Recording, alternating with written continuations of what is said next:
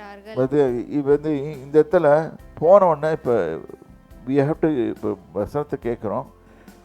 வீட்டுக்கு போன உடனே இவ்வுலக பிரபஞ்சத்தின் காரியங்கள், உலகத்தின் காரியங்கள், இந்த காரியங்கள் நடந்து வந்து உள்ளே வந்து நம்மளை அட்டாக் பண்ணும்போது நம்மளால் அதை எப்படி சமாளிக்கிறதுன்னு தெரில. கர்த்தரன் மேய்ப்பராக இருக்கிறார். இந்த வசனத்தை எடுத்து பார்க்கும்போது அவர் என்னை ஒருபோது என்னை அவர் தான் மேய்க்கிறாரு, வேறு யாரும் மேய்க்கல அப்படின்னு நாம் உறுதியாக சொல்கிறோம்.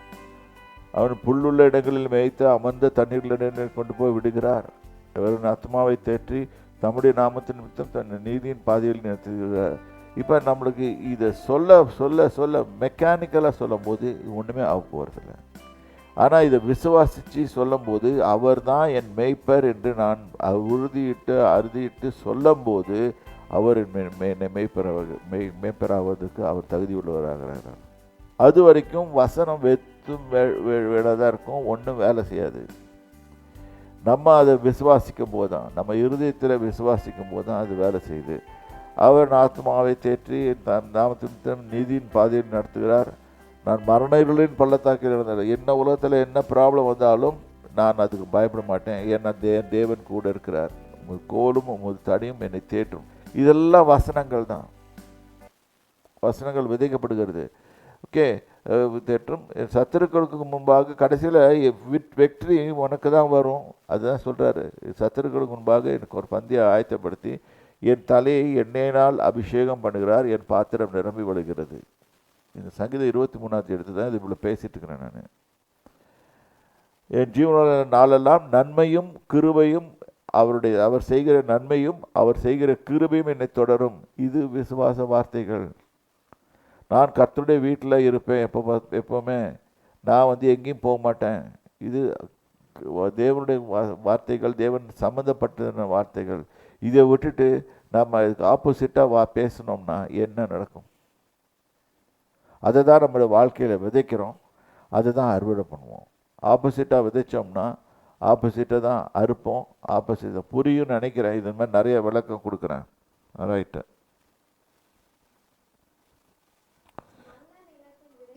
இல்லை, இப்போ இன்னொன்று இது சொல்லிடுறேன். கவனைகளாலும் ஐஸ்வர்யத்தினாலும் சிற்றின்பங்களாலும் நெருக்கப்பட்டு பலன் கொடுக்காது. சில பேருக்கு நல்லாகுது. போன உடனே நல்லா போகிற ஒரு இடத்துக்கு போகிற நீயா இருக்க பாரு. அதை விட்டுட்டு நீ நான் அவனை மாதிரி இருக்கணும் இவனை மாதிரி இருக்கணும்னு பார்த்தீங்கன்னா இட்ஸ் இம்பாசிபிள் டு லிவ். நம்ம யாரை மாதிரியும் இருக்கல. இண்டிவிஜுவலாக தனியாக உருவாக்கப்பட்டு நாம் உலகத்தில் அனுப்பப்பட்டிருக்கோம். நான் நானாக தான் இருக்க விரும்புகிறேன் அப்படின்னு பாட்டெல்லாம் பாடுவோம். அப்போ பாடும்போது நம்ம புரியணும், கர்த்தர் நம்மை ஒரு பர்பஸ்க்காக, ஒரு நோக்கத்துக்காக இந்த உலகத்தில் அனுப்பிச்சு வச்சிருக்கிறார். அப்போ நான் நானாக இருக்கணும்னா என்னக்குரிய நோக்கம் என்ன, இதை கண்டுபிடிக்கணும். இதுதான் ஒரு மனுஷனுக்கு கொடுக்கப்பட்டது.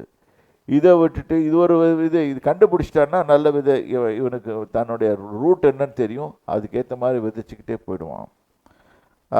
அடுத்தது படிப்போம். நல்ல நிலத்தில் விதைக்கப்பட்டவர்கள் வசனத்தை கேட்டு அதை உண்மையும் நன்மையுமான இருதயத்திலே காத்து பொறுமையுடனே பலன் கொடுக்கிறவர்களாய். பார்த்தீங்களா? நன்மையுமான உண்மையும் நன்மையுமான இருதயத்தில். வசனத்தை கேட்ட உடனே என்ன வசனம் புரியணும் நம்மளுக்கு. கர்த்தர் நம்மளை குறித்து பேசுகிறாரா, யாரை குறித்து பேசுகிறார்? ஒன்று. ரெண்டாவது, நம்மை குறித்து தான் பேசுகிறார். நம்ம இதை குறித்து நல்லதாக சொல்கிறாரா கெட்டதாக சொல்கிறாரா?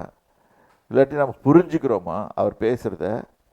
அவர் பேசுகிறது, அவர் என்னை குறித்து என்ன நன்மையான காரியத்தை பேசுகிறார், அதை உணர்ந்து கொண்டு அதற்கு ஏற்ற மாதிரி நம்ம வாழ்க்கையை அமைத்து கொள்வது, இதுதான் ரொம்ப முக்கியமானது. நன்மையாக கேட்டு பொறுமையான அதை உண்மையும் நன்மையுமான இருதயத்திலே காத்து கொண்டு பாத்திரமாக பாதுகாக்கணும். ஒவ்வொரு விதையும் ஒரு ரிசல்ட்டை ப்ரொடியூஸ் பண்ணும். நல்ல காரியங்களை விதைக்கும் போது அதை பத்திரமாக பாதுகாக்கணும். ஆனால் நம்ம கெட்ட காரியங்களை அளவுக்கு அதிகமாக பேசிடுறோம். அதை எடுத்து தோல்வியின் எண்ணங்களை விதைச்சிட்ட உடனே தோல்வியின் எண்ணங்களாக அறுவடை செய்கிறோம். அப்புறம் ஃபெயிலியர் வாழ்க்கை, நான் தோல்வி எல்லாமே வாழ்க்கையில் தோற்று போயிட்டேன்னு சொல்கிறதுல அர்த்தமே இல்லை. ஏன்னா அதை தான் நீ விதைச்ச.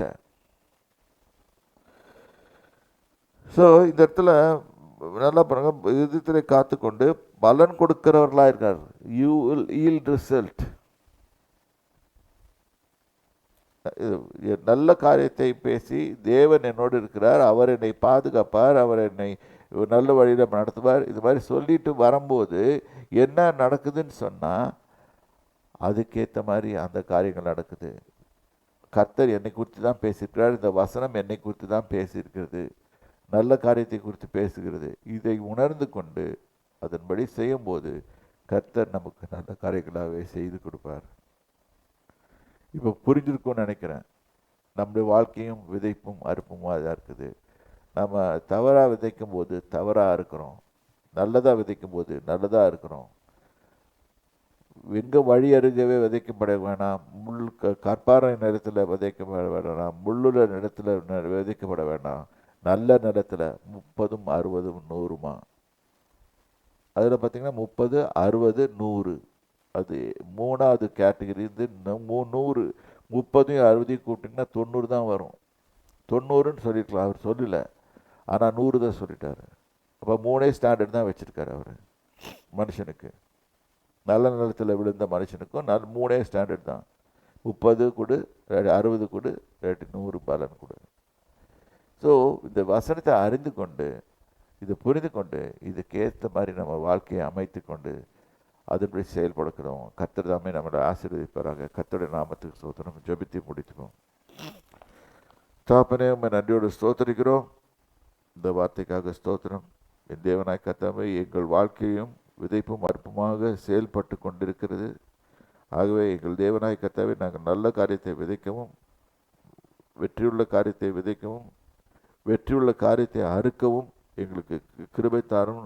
நல்லதை எண்ணிக்கொண்டு நல்ல எண்ணங்களை வளர்த்து கொண்டு தேவனுடைய வார்த்தைகளை பேசி அதில் வெற்றியை விதைத்து வெற்றியை அறுக்கத்தக்கதாக என் தேவனாய் கர்த்தர் கிருபை செய்வீராக. ஆசீர்வதியும் இயேசு கிறிஸ்துவின் நாமத்தினாலே. ஆமென்.